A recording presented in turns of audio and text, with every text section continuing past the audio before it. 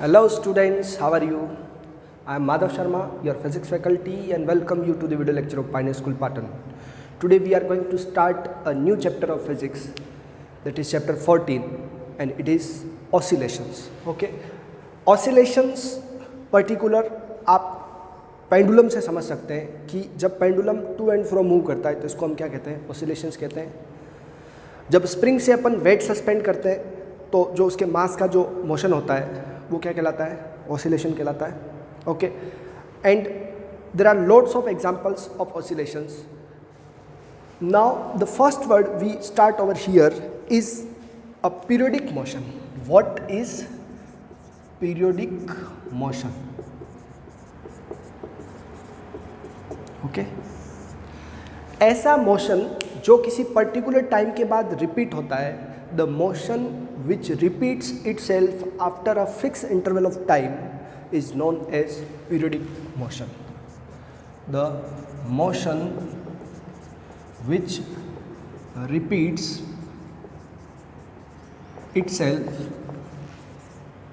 after a fixed interval of time. Fixed interval of time is called periodic motion. Okay guys,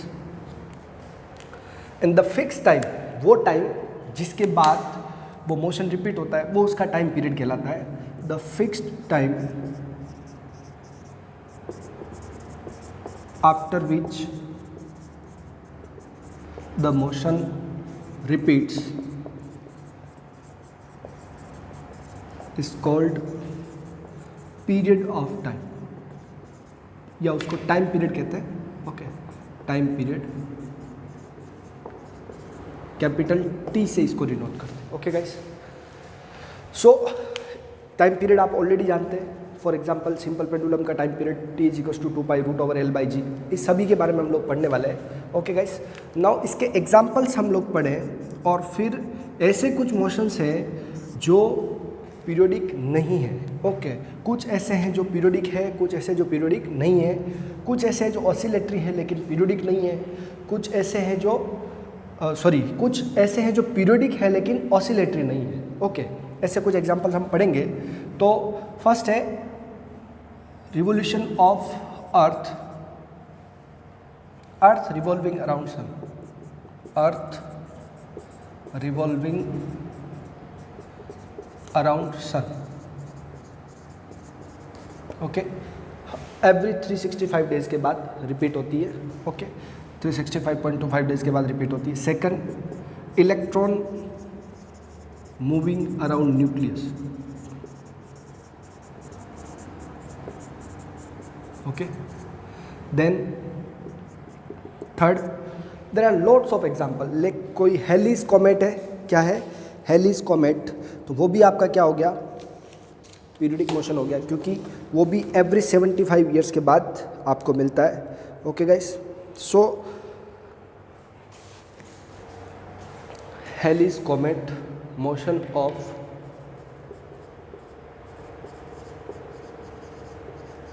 हेलीज comet. Okay guys, ऐसे बहुत सारे examples आप लिख सकते हैं. इसमें हम लोग मोशन ऑफ सिंपल पेंडुलम भी ले सकते हैं. Okay, pendulum of a clock.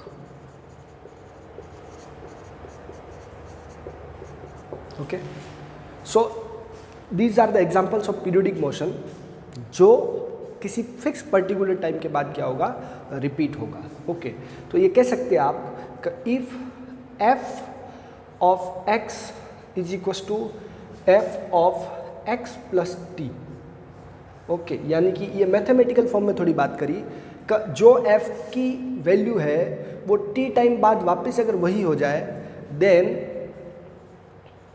The function is said to be periodic.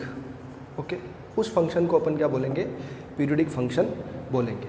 Okay guys, ये इसका मैथमेटिकल फॉर्म है कि कैसे आप पीरियोडिक मोशन को मैथमेटिकली प्रूव करेंगे कि अगर किसी फिक्स टाइम बाद उसकी वैल्यू सेम वापस होती है तो उसको अपन क्या बोलेंगे, पीरियोडिक फंक्शन बोलेंगे। ओके, जैसे कि मैं आपको एग्जांपल के तौर पे बताऊं कि एक कोई फंक्शन है जो साइन एक्स का है, क्या है, साइन एक्स का है, तो उसका ग्राफ ऐसा रहता है।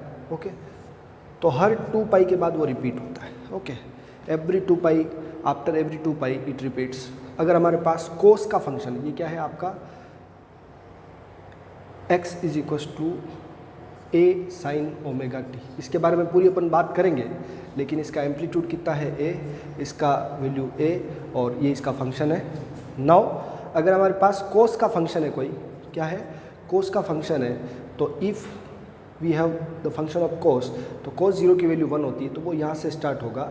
ओके, देन कोस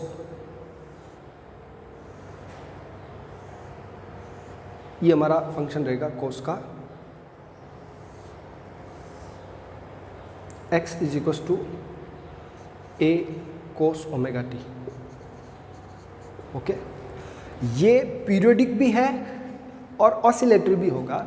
ओके, तो इस पे अपन और चर्चा करेंगे, बट एक बार आप लोग ऐसे समझ ले कि जो मोशन किसी फिक्स टाइम बाद रिपीट होता है, जैसे मैं आपको ये एक एग्जांपल देता हूँ कि ये मोशन है, ये भी क्या है, पीरियोडिक है। There are lots of waves. अगर कोई भी फंक्शन पर्टिकुलर टाइम बाद रिपीट हो रहा है तो उसको हम क्या कह सकते हैं, पीरियोडिक कह सकते हैं। ओके गाइस, बशर्ते वो फिक्स टाइम के बाद क्या होना चाहिए, रिपीट होना चाहिए। एक मोशन होता है वो क्लोज पाथ पे यानी कि सर्कुलर पाथ पे भी हो सकता है, और पीरियोडिक मोशन किसी लीनियर पाथ पे भी हो सकता है। पीरियोडिक मोशन की जो कंडीशन है उसके लिए ऐसा कतई ज़रूरी नहीं कि वो सर्कुलर मोशन पे भी हो, कंपलसरी नहीं है। सो 2 पॉइंट है जो मैं बोल रहा हूँ, आप लोग नोट करेंगे कि periodic motion can have open path और सर्कुलर पाथ। लाइक मैं आपसे कहूँ कि कोई बॉल है जो इस तरीके से इधर जा रही है और वापस इधर आ रही है। ओके, ऐसे मूव हो रही है, तो ये एक फिक्स टाइम के बाद ऐसा हो रहा है, तो वो कैसा है, पीरियोडिक मोशन है। सो 2 पॉइंट नोट करने हैं कि पीरियोडिक मोशन में हैव लीनियर पाथ और सर्कुलर पाथ, कैसा भी पाथ हो सकता है, क्लोज लूप। ओके, सेकंड, इसमें जो फोर्स लगता है वो उसके पाथ पर हो भी सकता है और नहीं भी हो सकता है। ओके, जैसे सर्कुलर मोशन है तो फोर्स हमेशा किस तरफ लगता है, सेंटर की तरफ लगता है। ओके, अगर इस मोशन में है तो ये फोर्स हमेशा किस तरफ लगेगा, सेंटर की तरफ। ओके, तो the force in periodic motion is always directed towards a point which may or may not lies on the path। ठीक है, वो लाई कर भी सकता है, अगर इस तरह का मोशन है तो वो उसी के पाथ पर लाई करेगा, और इस तरह का मोशन है तो वो सेंटर, वो पॉइंट है जिस पॉइंट की तरफ ये डायरेक्टेड है वो उसके सेंटर पे लाई करे या ना करे, वो उस पर डिपेंड करता है। तो ये 2 पॉइंट इसमें स्पेशल फीचर्स के तौर पे आप लोग ऐड करेंगे। Okay, now we will have oscillatory motion. हम बात करेंगे ऑसिलेटरी मोशन की।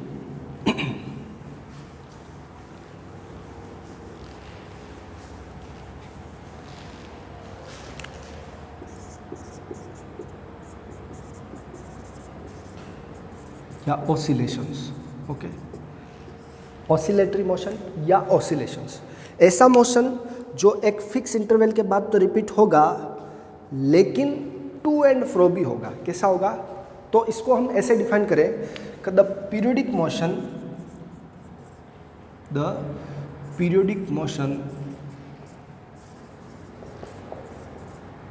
which repeats itself about a mean position to and fro. Okay, आगे पीछे, और इसको बैक एंड फोर्थ भी कह सकते हैं. ऐसा मोशन जो the periodic motion which repeats itself about a mean position, एक ऐसा फिक्स पॉइंट जिसके अबाउट आगे पीछे या ऊपर नीचे ही होगा, टू एंड फ्रो और back and fourth, okay, up and down, ऐसा कुछ भी हो सकता है, इज कॉल्ड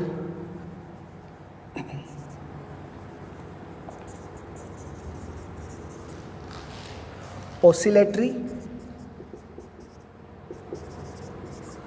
और वाइब्रेटरी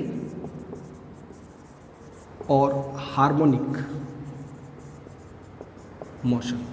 इसके सभी नाम इसी के हैं. अगर आपने बचपन में कभी सुने हो, वाइब्रेशंस भी ऑसिलेशंस में आते हैं, ऑसिलेशंस और हार्मोनिक मोशन, ये सभी इसी के नाम है.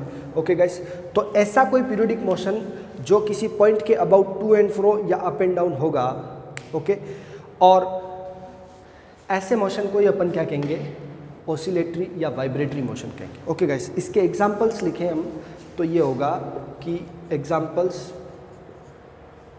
Simple pendulum,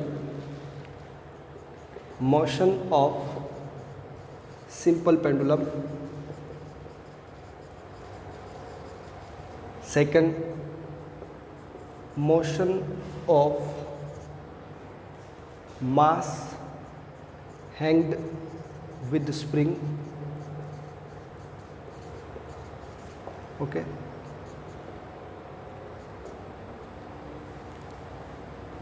motion of thread of guitar. Okay, ऐसे बहुत सारे एग्जाम्पल्स हो सकते हैं. गिटार को जब अपन थोड़ा सा भी डिस्टर्ब करते हैं तो उसके motion up and down, to and fro हो सकते हैं. Okay guys, so these are the examples of oscillatory motions. अब यहाँ पर मैं एक लाइन स्टार बना के लिख रहा हूँ, वो ध्यान रखेंगे आप लोग. Every oscillatory motion is periodic, but every periodic motion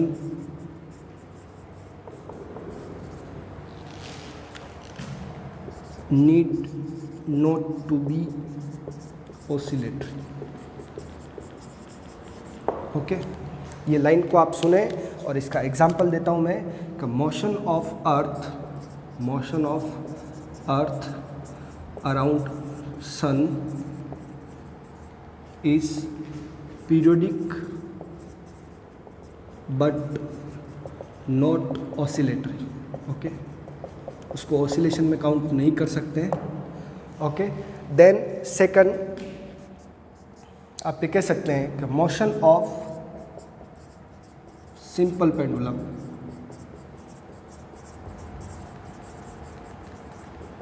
is periodic as well as oscillatory. Okay guys, screenshot ले ले इसका. सेकंड थिंग, और भी इसके साथ एक और हम ऐड कर रहे हैं, वो भी ध्यान रखें आप लोग कि ऑसिलेटरी जो मोशन होता है उसमें कंपलसरी है कि जो फोर्स उस पर लग रहा है, रिस्टोरिंग फोर्स जिसको हम लोग कहते हैं, ऑसिलेटरी मोशन में हमेशा एक रिस्टोरिंग फोर्स होगा जो उसके सेंटर की तरफ ही लगे, उस मीन पोजीशन की तरफ ही लगेगा और वो उसके पाथ पर लाई करेगा ही करेगा. ओके, तो restoring force is always directed towards mean position. Okay, restoring जो फोर्स होता है वो हमेशा मीन पोजीशन की तरफ डायरेक्ट होगा.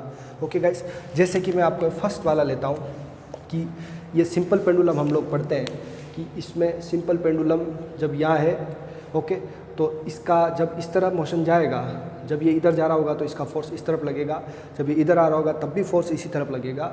ओके, ये यहाँ होगा तब भी फोर्स इस तरफ, और इधर जा रहा होगा तब भी फोर्स इसी तरफ होगा।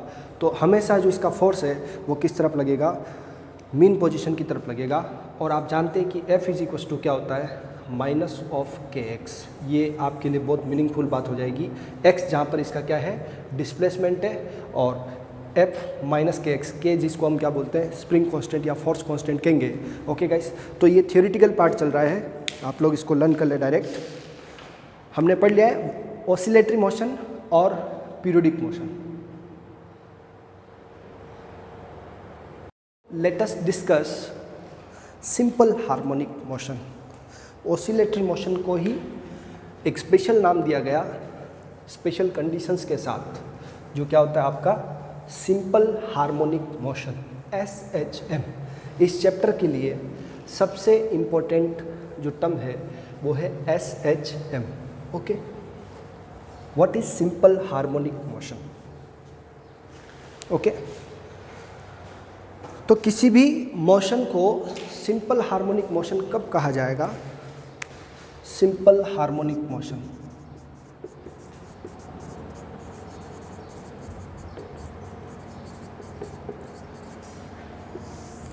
SHM। ओके गाइस, सुनिएगा और समझने की कोशिश करिएगा। पहले 4 पॉइंट्स जो इम्पोर्टेंट, वो 4 पॉइंट जो इस मोशन के लिए आपको इम्पोर्टेंट कंसीडर करने हैं। नेसेसरी कंडीशंस,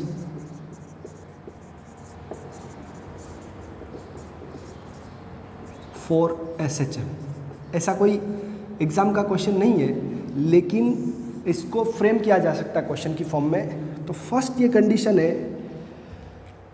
कि जो मोशन है, ऑसिलेटरी मोशन की ही डेफिनेशन है, वो SHM ऑसिलेटरी मोशन को ही कहा जा रहा है। लेकिन सिंपल हार्मोनिक मोशन में थोड़ी मैथमेटिक्स हम इन्वॉल्व कर लेंगे कंडीशंस के साथ, कि द मोशन इज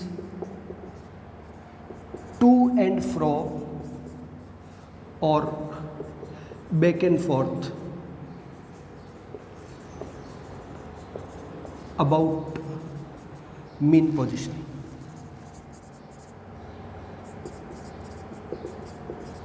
ओके, मतलब जो मोशन है या तो वो टू एंड फ्रो रहेगा, ओके, या बैक एंड फोर्थ, आप ऐसा कह सकते हैं, about mean position. Second, restoring force जो है हमेशा ऑसिलेटरी मोशन और सिंपल हार्मोनिक मोशन जिसको हम कह रहे हैं, तो restoring force is directly proportional to its displacement. Restoring force हमेशा डिस्प्लेसमेंट के डायरेक्टली प्रोपोर्शनल रहेगा। So you must say like this, F is directly proportional to x, जहाँ पर x क्या है, displacement. Okay, third thing, restoring force is always directed opposite to the displacement। इस बात को ऐसे समझ सकते हैं आप, दूसरी पॉइंट में मैं बोल रहा हूँ उसको ऐसे भी लिख सकते हैं आप लोग, the restoring force is always directed toward mean position. Okay, समझ में आ गई बात। तो इसको हमने ऐसा कहा कि F equals to minus of kx। अगर आपका डिस्प्लेसमेंट पॉजिटिव रहेगा तो फोर्स नेगेटिव रहेगा, और अगर आपका डिस्प्लेसमेंट नेगेटिव रहेगा तो नेगेटिव नेगेटिव करके फोर्स पॉजिटिव। डायरेक्शन फोर्स का वही रहने वाला है मीन पोजीशन की तरफ। Okay, restoring force is always directed opposite to displacement, और इस बात को ऐसे लिखे, towards mean position. Okay, now next and very important thing over here is कि जो SHM का डिस्प्लेसमेंट है, displacement of SHM is represented by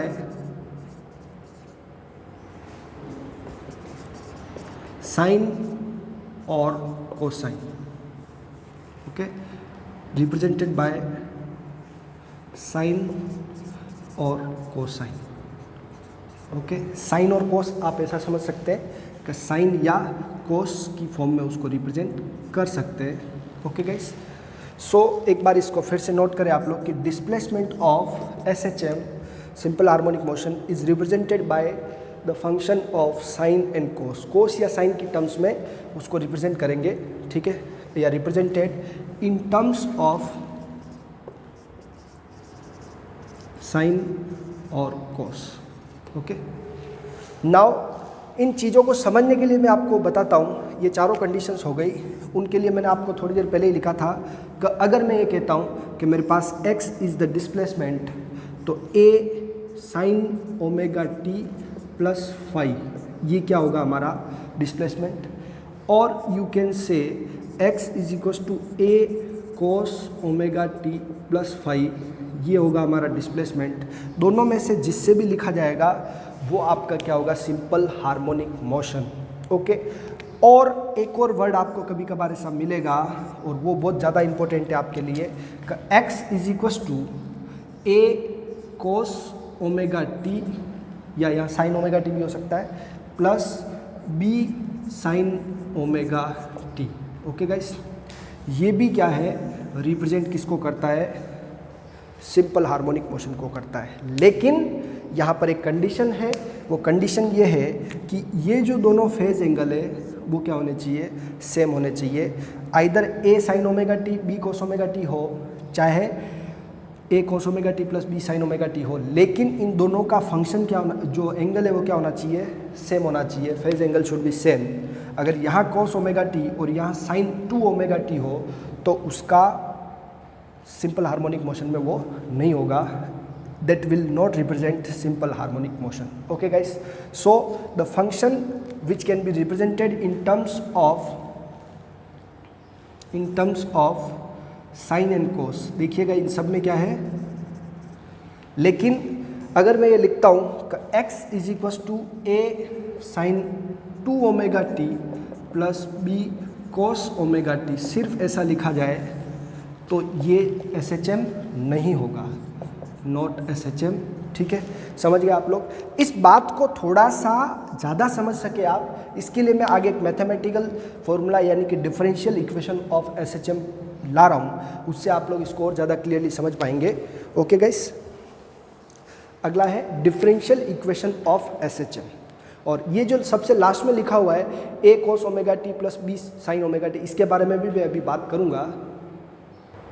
so differential equation of SHM की बात करेंगे हम। Okay,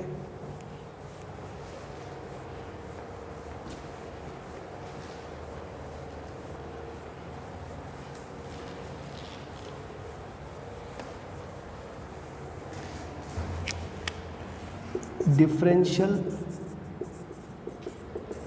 equation of SHM। Okay guys, since restoring force in SHM is F is equals to minus of kx, okay, where x क्या है, displacement है। इस चीज़ को समझने के लिए आप ऐसा अपने माइंड में एक कंक्लूजन क्रिएट करें कि ये कोई सिंपल पेंडुलम है, ये इस तरफ गया तो इसका फोर्स किस तरफ लग रहा है, अंदर की तरफ। ये x क्या है, इसका डिस्प्लेसमेंट है। ओके, और यहाँ पर इस कंसेप्ट को हमने इम्प्लीमेंट किया, इसका मास कितना है, सिंपल पेंडुलम का m है। ऐसा ही माइंड में रखते हुए समझिएगा। Now restoring force is in SHM is F equals to minus kx, and also by Newton's law F is equals to क्या होता है आपका ma, एंड a को हम क्या लिख सकते हैं, थोड़ा सा डिफरेंशियल फॉर्म पे जा रहा हूँ मैं, a इज इक्वल्स टू होता है dv by dt, and v is equals to क्या होता है dx by dt। So which implies a की वैल्यू हो गई आपकी d square x by dt square. Okay, I hope आपको क्लियरली समझ में आ रहा होगा। सो या मैं पुट करता हूँ तो which implies f is equals to हो गया आपका m d square x by dt square, ये इक्वेशन 2 और ये इक्वेशन 1। इक्वेशन 1 और 2 को इक्वल पुट करेंगे तो इक्वेशन 1 इक्वल्स टू इक्वेशन 2 दोनों फोर्स के लिए है। So we will have m d square x by dt square is equals to minus of kx। ओके, नाउ यहाँ पर हमारे पास जो ये वैल्यू है उसको मैं अगर इधर पुट करता हूँ तो मेरे पास क्या आ जाएगा, इसको मैं D square X by D T square is equals to K by M of X, K by M of X, ये आपके पास आया। ओके गाइस, यहाँ पर एक जो रिज़ल्ट हमको बाद में मिलेगा, पहले मैं उसको ले रहा हूँ, आप लोग ध्यान रखेंगे। जो के बाई एम है, क्या है यहाँ पर, के बाई एम, हियर के बाई एम, इसके बारे में हम आगे और बात करेंगे। वो क्या होता है आपका ओमेगा स्क्वायर होता है। क्या होता है, के बाई एम को हम क्या कहते हैं, ओमेगा स्क्वायर। याद रखेंगे गाइस, क्योंकि एंगुलर वेलोसिटी जो होती है रूट के बाई एम होती है। क्या होती है, root over K by M. So it will give you, थोड़ा सा इस पर मैं स्टार लगा रहा हूँ, इसको हम बाद में पढ़ने वाले हैं आगे। ओके, तो ओमेगा स्क्वायर क्या होता है आपका, के बाई एम। तो यहाँ पर हो गया हमारा D square X by D T square is equal to minus of omega square X. Okay guys, last line over here is omega square X plus D square X by D T square. थोड़ा इसको आगे पीछे लिख देते हैं, D omega square X differentiation of d square x by dt square plus omega square x is equals to 0. This is known as differential equation of SHM. क्या बोलते हैं इसको, differential equation of SHM। इस जगह मैंने थोड़ी देर पहले x के 3 फॉर्मूले लिखे थे। x is equal to a sin omega t plus 5, x is equal to a cos omega t plus 5, x is equal to a cos omega t plus b sin omega t। वो तीनों कब SHM होंगे, जब इस condition को वो follow करेंगे। Okay, और हम किसी भी एक को यहाँ पुट करेंगे तो वो SHM को फॉलो करेंगे ही करेंगे। ओके गाइस, अब बात करें हम इस पर, थोड़ा सा आप ध्यान देंगे कि ये जो ओमेगा है वो क्या होता है आपका, omega square is equal to k by m. Okay, omega को हम लिखते हैं 2 pi by t. Okay guys, so ये हो गया हमारा स्क्वायर, तो इधर मैं रूट भेज देता हूँ के बाई एम। ओके, टी चाहिए मुझे, तो टी की वैल्यू हो गई हमारे पास, टी की वैल्यू इसको ऊपर भेज दिया मैंने, ध्यान से देखेंगे आप लोग। ओमेगा क्या होता है 2 पाई बाय टी, टी को ऊपर भेज दिया 2 pi root M by K. Okay guys, so this is the formula for time period of SHM, root over M by K. Okay guys, जब भी आपको किसी भी SHM का क्या निकालना है, टाइम पीरियड निकालना है, तो इसका फॉर्मूला रहेगा m root of m by K multiply by 2 pi, जहाँ पर m है आपका मास, जिसको हम इनर्शियल फैक्टर कह सकते हैं। क्या कह सकते हैं, इनर्शियल फैक्टर या मास, जो सिंपल वे में आप समझ सकते हैं। और दूसरा के क्या है आपका, फोर्स कांस्टेंट या स्प्रिंग कांस्टेंट। ओके, जिसको आप कह सकते हैं फोर्स कांस्टेंट, जिसका यूनिट क्या होता है, न्यूटन पर मीटर। ओके गाइस, तो ये भी ध्यान रखें आप लोग, time period of SHM 2 pi root over m by K. जिस भी सिंपल हार्मोनिक मोशन को पढ़ना रहेगा उसका टाइम पीरियड इस फॉर्मूले से निकलेगा। ओके गाइस, थोड़ा सा अगर नहीं दिख रहा तो उसको जूम करके देख लें। अब मैं आपको जो सिंपल हार्मोनिक मोशन की जो इक्वेशन लिखी थी उसको वेरीफाई करके दिखाता हूँ। आप इसका एक स्क्रीनशॉट ले लेंगे साथ में, और हम उसको वेरीफाई करके देखेंगे कि कौन सी इक्वेशन SHM में होगी। ओके,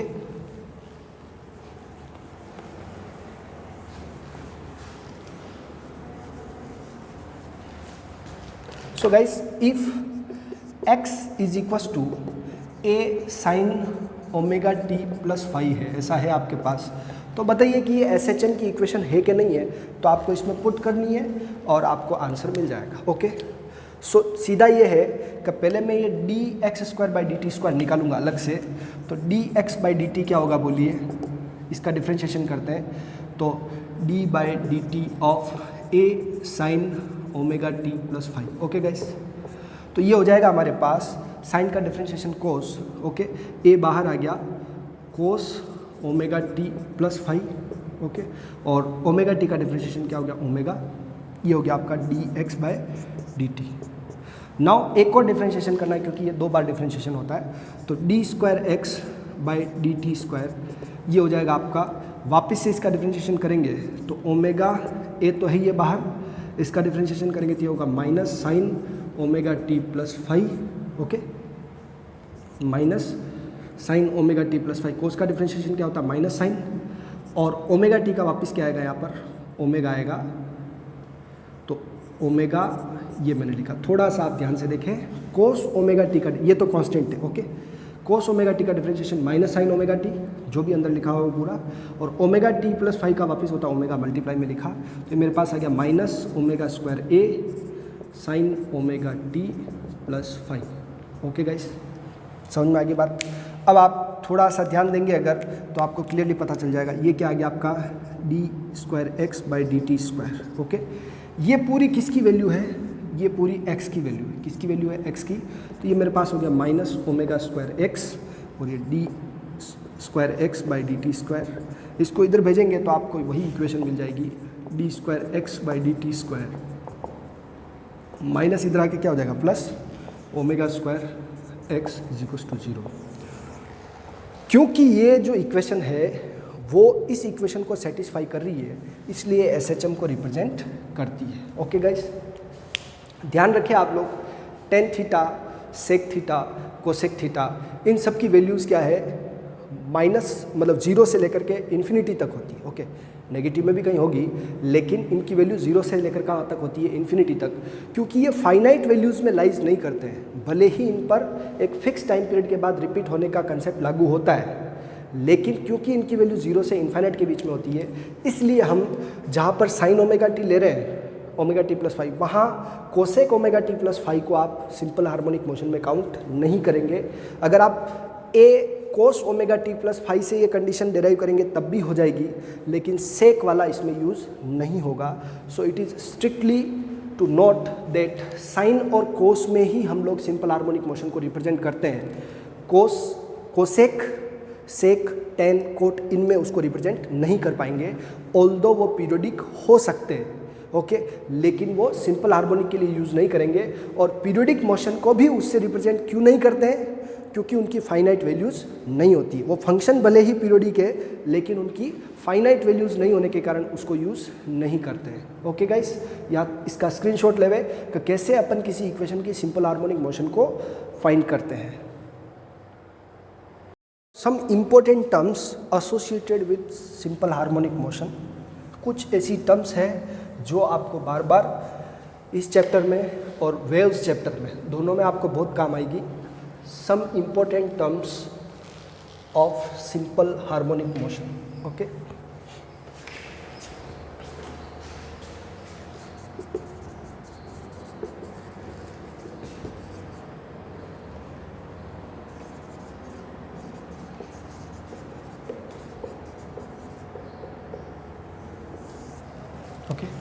तो सबसे पहले हम बात करेंगे कि कोई भी डिस्प्लेसमेंट है, डिस्प्लेसमेंट जो इन एसएचएम उसको किससे दे रहे हैं हम लोग, x is equals to A sine omega T plus five, okay.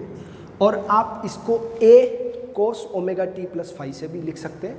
बस फ़र्क क्या है वो भी आपको समझ लेना है कि अगर किसी का जो मोशन है वो उसकी मीन पोजीशन से, साइन में इसकी वैल्यू रखे 0 तो पूरा 0 आता है, ये पूरा फेज एंगल क्या हो जाएगा, अगर 0 डिग्री तो इसकी वैल्यू क्या आती है 0। तो अगर मोशन यहाँ से स्टार्ट होता है इट मीन्स वो साइन से रिप्रेजेंट करेंगे, और अगर आपका मोशन एक्सट्रीम पोजीशन से स्टार्ट होता है तो वो किससे रिप्रेजेंट होगा, कोस से रिप्रेजेंट होगा। ये फ़र्क है दोनों में, ओके गाइस। नाउ कुछ वो टर्म्स जो आपको ध्यान रखनी है और वो इम्पोर्टेंट है आपके लिए। सबसे पहले ये है हमारा, इस जगह जो भी लिखा होगा वो कहलाएगा आपका एम्पलीट्यूड। क्या कहलाएगा, एम्पलीट्यूड, ओके। ये है instantaneous displacement, instantaneous displacement, okay. ये है आपका ओमेगा जो कहलाता है angular velocity.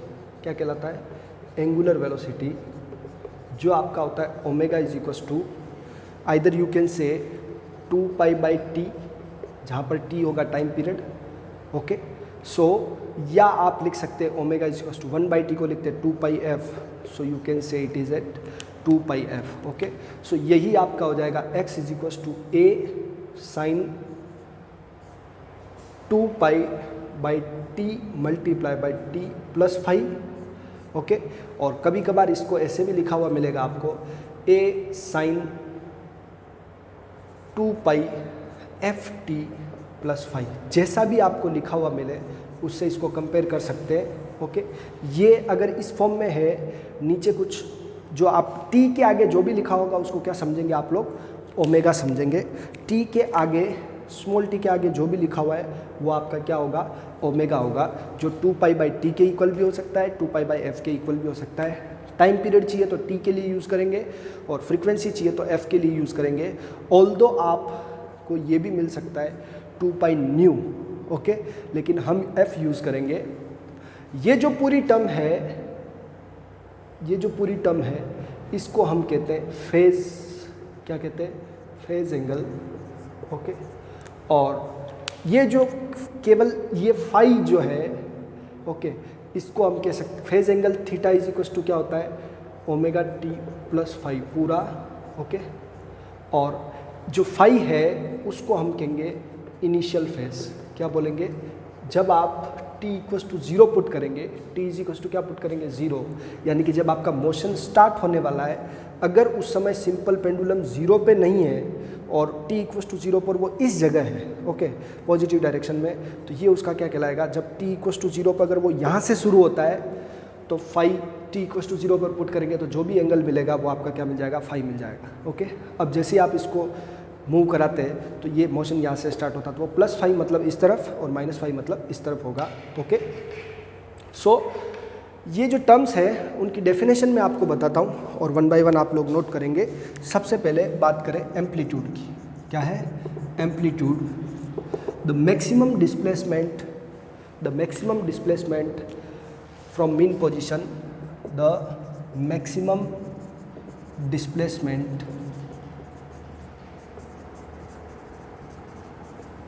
from mean position in SHM is called amplitude। उसको हम क्या बोलते हैं, एम्पलीट्यूड कहते हैं। इसको A से डिनोट करते हैं। ऐसा यूनिट क्या रहेगा, मीटर। ओके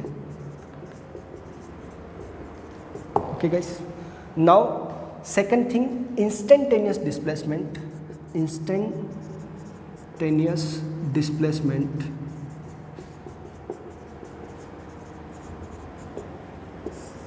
ओके, क्या होगा ये x, the displacement at particular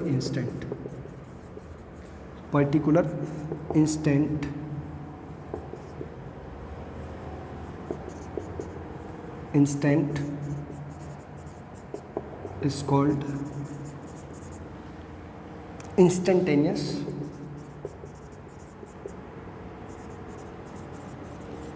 displacement. x से डिनोट करेंगे, ये इसका भी यूनिट मीटर रहेगा। जो यूनिट a का रहेगा वही किसका रहेगा, x का। अगर आपको सेंटीमीटर में दे दिया है तो आप लोग x को भी सेंटीमीटर में लेंगे। ओके गाइस, नाउ यहाँ पर आपको पर्टिकुलर t दे रखा होगा, कैपिटल T आपको पता होगा, तो इसमें पुट करके आप लोग निकाल सकते हैं। Okay, now next is angular velocity. क्या है एंगुलर वेलोसिटी, तो angular velocity omega is equal to क्या होता है, जैसे थीटा बाई टी, अगर टी टाइम में थीटा एंगल कवर करता है, ऐसा भी हो सकता है। आपने पढ़ा होगा D theta by D T, ये भी पढ़ा है। ओके, और omega is equal to 2 pi by T. Okay, तो यूँ कह सकते हैं हम लोग कि angular displacement per second, angular displacement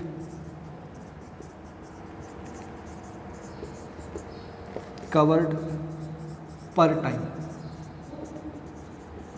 is called angular velocity. Omega से डिनोट करेंगे और ऐसा यूनिट होगा इसका radian per second. Okay guys, I hope आपको समझ में आ रहा होगा कि ये एंगुलर वेलोसिटी, अगर आपके पास एक सर्कल का टाइम है, क्या है, एक सर्कल कंप्लीट करने का टाइम है, तो आप डिवाइड बाई टी से उसको लिखेंगे तो ओमेगा मिल जाएगा। लेकिन समटाइम्स क्योंकि हम SHM जो पढ़ रहे हैं वो पूरे सर्कल के लिए हो या नहीं हो ऐसा ज़रूरी नहीं है, क्योंकि सर्कुलर मोशन में फिर वो पीरियोडिक हो जाता है, उसके लिए भी ये टर्म्स वैलिड होती है। D theta by D T, जो भी एंगुलर उसने डिस्प्लेसमेंट कवर किया और उसमें जो टाइम लगा उससे आपको ओमेगा मिल जाएगा। Okay guys, now time period क्या होता है? Time period means time taken to complete one revolution, time taken to complete one oscillation. Revolution word यहाँ यूज नहीं करेंगे, रिवोल्यूशन हम सर्कुलर मोशन में यूज करेंगे।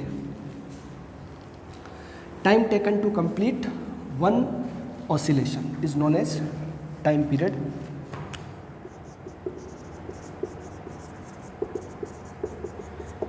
The time taken to complete one oscillation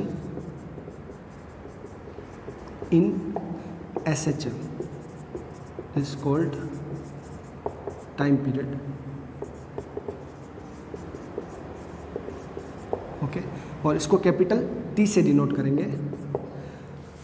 तो capital T is equal to omega by 2 pi. ऐसा देखिए, omega equal to क्या था? 2 पाई बाई टी था, तो 2 पाई बाई ओमेगा क्या हो जाएगा? 2 पाई बाई ओमेगा, और इससे मैंने इसको निकाला। नाउ अगर ऐसा आपके पास नहीं है तो टी का मैंने अभी एक फॉर्मूला भी लिखा, 2 pi root over M by K, ये भी यूज़ कर सकते हैं जब आपके पास एम और के हो तब। ओके, और वैसे भी मैं आपको इस चैप्टर में टॉपिक्स हैं सिंपल पेंडुलम, स्प्रिंग, इनके अपने अपने टाइम पीरियड के फॉर्मूले आपको अलग से दिखाए जाएंगे। T is equal to 2 pi under root L by G. Okay, सबका अपना अपना फॉर्मूला आएगा। बट इस तरह के एक्सप्रेशन से जब आपको टी निकालना है तो आपको पहले ओमेगा निकाल देना कंपेयर करके। ओके, और फिर आपको टी मिल जाएगा। फ्रीक्वेंसी, फ्रीक्वेंसी या तो न्यू से लिखो या एफ से लिखो। तो number of oscillations, number of oscillations completed in 1 second, okay, is called number of oscillations completed per second is called frequency. okay, तो f इज इक्वल टू क्या होगा? 1 by T, frequency is equal to 1 by time period. इसका ऐसा unit क्या होगा? Hertz. ऐसा unit क्या होगा? हर्ट्ज और second inverse. Okay guys, sometimes इसका ये फॉर्मूला भी आपको यूज़ करना पड़ सकता है कि frequency is equal to number of oscillations by time taken. अगर आपके पास बहुत सारे ऑसिलेशंस दे रखे हैं, NCERT का इस चैप्टर का फर्स्ट एग्जाम्पल आप लोग देखेंगे जिसमें हार्ट बीट के बारे में दे रखा है, तो नंबर ऑफ ऑसिलेशंस है और नीचे टाइम टेकन आपको सेकंड में कन्वर्ट कर देना है, तो उससे आपको उसकी फ्रीक्वेंसी मिल जाएगी। ओके गाइस, तो ये था इसके बारे में। नाउ एक वर्ड जो है इनिशियल फेज और फेज एंगल। क्या है इनिशियल फेज और फेज एंगल? तो उसकी डेफिनेशन लिखने की ज़रूरत नहीं है। Phase angle means omega T plus five. Okay, जो भी उसका एंगुलर डिस्प्लेसमेंट होगा वो क्या कहलाएगा? आपका फेज एंगल।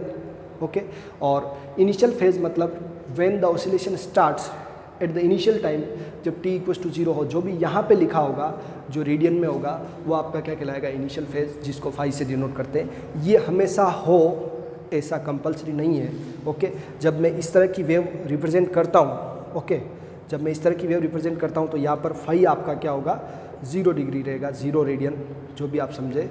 ओके, दोनों यूनिट वैल्यूएबल है, बट फाई की वैल्यू यहाँ आपको रेडियन से लेनी है। ओके, नाउ ये आपका हो जाता है एम्पलीट्यूड, ये हो जाता है माइनस ऑफ एम्पलीट्यूड। ये साइन का ही फंक्शन है। इसका फंक्शन क्या है?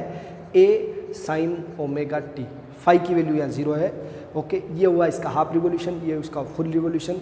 और इसमें इसको जितना, ये अगर मैंने ओमेगा टी एक्सिस लिखी है तो ये एक तरह से आपका थीटा हो गया, तो ये हो गया पाई, 2 पाई, 3 पाई। इस तरह से आपका एंगुलर एक्सिस हो सकती है। ये एक्सिस टाइम को भी डिनोट कर सकती है, ये एक्सिस एंगल को भी डिनोट कर सकती है। जैसा उसमें लिखा हो उस तरीके से आप दिखाएंगे। एक बार इसका स्क्रीनशॉट लेंगे, मैं आपको NCERT के कुछ क्वेश्चंस करवा देता हूँ इसके साथ। ओके,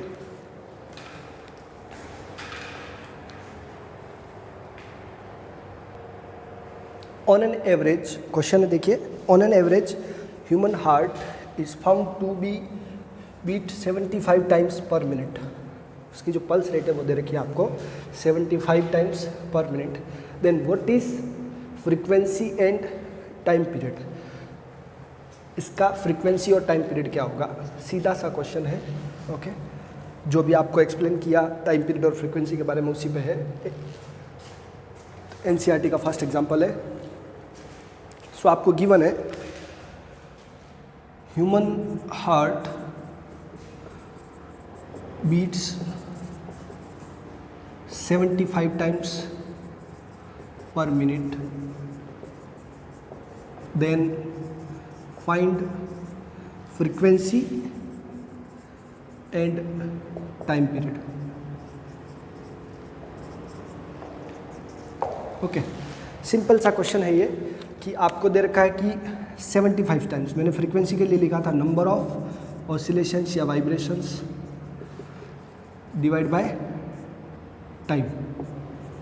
ओके, 75 रिवॉल्यूशन है टोटल या वाइब्रेशंस है, और उसका जो टाइम है 1 मिनट यानी 60 सेकंड। ओके, तो ये हमारे पास हो गया। इसको सोल्व करेंगे तो 15 5 जा 75 और 15 4 जा 60, 1.25 हमारा आंसर आ गया, 1.25। ओके, हर्ट्स, ये इसकी क्या हो गई फ्रीक्वेंसी। नाउ इसका टाइम पीरियड चाहिए, t इज इक्वस टू क्या होता है 1/f, so we will have t is equals to 1/1.25। Okay guys, so we will have it as ऊपर 100 divide by 125, so 4/5, so will have 0.8 second. Okay guys, कितना simple सा question है NCERT का ये। अब ऐसा ही एक क्वेश्चन मैं और ले रहा हूँ साथ में, जो पर्टिकुलर आपको जो अभी समझाया थोड़ी देर पहले, एम्पलीट्यूड वगैरह निकालना उस पर है कि if x is equals to displacement x is equals to 50 sin 2π plus π/4।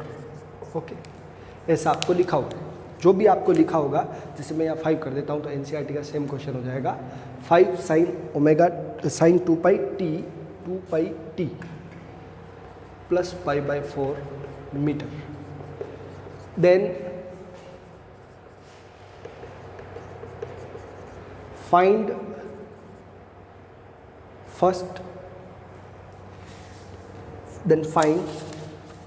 Displacement, amplitude and then find displacement. कुछ और चीज़ें भी है जो हमने अभी नहीं पढ़ी तो उसको नहीं निकालेंगे। Then find displacement at 1.5 second, 1.5 second पे आपको डिस्प्लेसमेंट निकालना है। सेकंड आपको निकालना है इसका एम्पलीट्यूड, क्या निकालना है एम्पलीट्यूड। इसका थर्ड आपको निकालना है एंगुलर वेलोसिटी, क्या निकालना है angular velocity.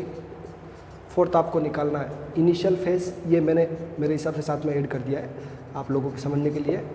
Okay, and it's frequency, क्या लेना है इसका frequency. Okay guys, time period भी इसी से आ जाएगा, समझिएगा आप लोग। सिंपल सा है, कंपेयर करना है और आंसर निकाल के बताना है। ओके, क्या था अपना standard form, x is equals to a sin ωt plus 5। Okay, तो स्टैंडर्ड फॉर्म लिखता हूँ मैं कि since in SHM x is equals to a sin ωt plus 5। On comparing this equation with this, आपको amplitude मिल गया, आपको क्या चाहिए एम्पलीट्यूड, तो a आपको सीधा सीधा मिल गया, a की जगह क्या लिखा हुआ है 5। ओके, तो 5 मीटर। ओके, सेकंड आपको ओमेगा की जगह t के जस्ट आगे क्या लिखा हुआ है, t के जस्ट आगे 2π लिखा हुआ है, तो ओमेगा मिल गया आपको 2π रेडियन पर सेकंड, तो आपका एंगुलर वेलोसिटी हो गया। ठीक है, नाउ डिस्प्लेसमेंट चाहिए आपको, यानी इंस्टेंटेनियस डिस्प्लेसमेंट चाहिए। x is equals to a 5 sin omega की जगह 2π into 1.5 plus π/4। Okay, so what it will be 1.5 यानी कि 3/2। Okay, so it will be 3/2, 3 2 6 π/2 ऐसा करके π/4 लिख दिया। ये एंगल कितना होता है वो आपको निकालना है एक बार। ओके, सो क्या हो जाएगा मेरे पास 3/2, तो ये हो गया 3 पाई, ओके। 3 पाई और पाई by 4, 3 pi plus pi by 4 कितना होता है मेरे पास, 4 3 जा 12, 12 plus pi divide by 4, so it will be 13 pi by 4, okay. कितना हो गया, 13 pi by 4। So we will have x is equals to, ये कौन से क्वाड्रेंट में जाता है पहले आप लोग देखिए, 3 पाई यानी कि फर्स्ट सेकंड थर्ड, 3 पाई यानी कि फोर्थ क्वाड्रेंट में जा रहा है ये, ओके। कौन से क्वाड्रेंट में जा रहा है, फोर्थ क्वाड्रेंट में। After all positive, sine positive, tan positive और कॉस पॉजिटिव, तो इसमें साइन क्या रहेगा, नेगेटिव रहेगा। जो पाई बाय 4 की वैल्यू है वही इसकी भी वैल्यू आएगी लेकिन नेगेटिव आएगी, तो 5 इंटू 1/√2 माइनस का लेंगे, क्यों, क्योंकि इसमें नेगेटिव रहेगा। इसमें साइन कैसा रहता है आपका, नेगेटिव रहता है। ध्यान से देखेंगे गाइस, 3 पाई यानी कि पाई, 3 पाई आपका क्या होता है, सॉरी ये मैंने गलत लिख लिया इसको, 3 पाई ये होता है आपका पाई, यहाँ पर होता है आपका 2 पाई, ये 3 पाई इस क्वाड्रेंट में आता है, फिर भी नेगेटिव ही रहेगा।